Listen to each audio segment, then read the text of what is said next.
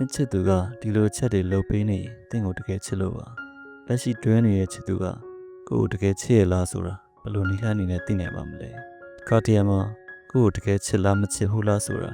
ဖေရှားဖို့ခက်ပါတယ်မိန်းကလေးတွေကသူတို့ကိုအမြဲပျော်ရွှင်အောင်ထားရတဲ့ချစ်သူကိုလိုချင်တောင်းတရကြပါတယ်တင်လိုချင်တာထက်ကိုပို့ပြီးဖြည့်ဆည်းပေးတဲ့သူကတင်းဘွားမှာလက်မလွတ်တဲ့သူပါပဲဘေးရာကမှမင်းလောက်အရေးမကြီးဘူးဆိုပြီးပျော်ရွှင်အောင်ထားပေးတဲ့သူကိုမိန်းကလေးတွေကသဘောကျကြပါတယ်အရင်ခက်ကလူတွေကချစ်ရတဲ့သူကိုစကလုံးနေနဲ့ပဲဘလောက်ချစ်ကြောင်သိစေပါတယ်အခုခေတ်မှာတော့အဲ့လိုမဟုတ်တော့ပါဘူးတခါလေမှာပြုတ်မှုတွေကစကလုံးတွေထက်ပိုပြီးထိရောက်တယ်ဆိုတာယုံကြည်ဖို့လိုပါတယ်တင့်ကိုသူဘလောက်ချစ်ကြောင်နားလေစေခြင်းတော့တင့်အတွက်တစ်ခုကိုအထူးတလဲပြုလုပ်ပေးမှာပါတင်ပြုံးနေနိုင်မှုသူအလုပ်တွေစူးစမ်းနေရဆိုတာကလည်းတင်ဘက်ကနားလည်ပေးဖို့လိုပါတယ်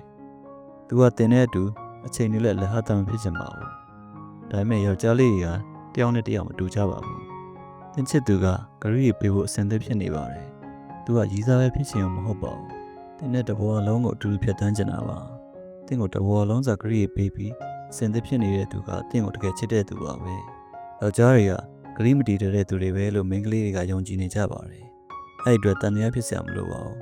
အခြားဘက်ကကြည့်မယ်ဆိုရင်လည်းမိန်းကလေးတွေခံစားချက်ကိုအလေးနဲ့ထားပြီးတမိုးထားတဲ့သူဆိုတာရှိပါသေးတယ်အဲ့တော့တင်းကောင်လေးကတင်းအတွက်တီးတန့်ခန်းခန်းနာနာစမ်းစမ်းပြားရိုင်နဲ့ပြောင်းလုပ်ပေးမှာမဟုတ်ဘူးလို့မတွေးသင့်ပါဘူး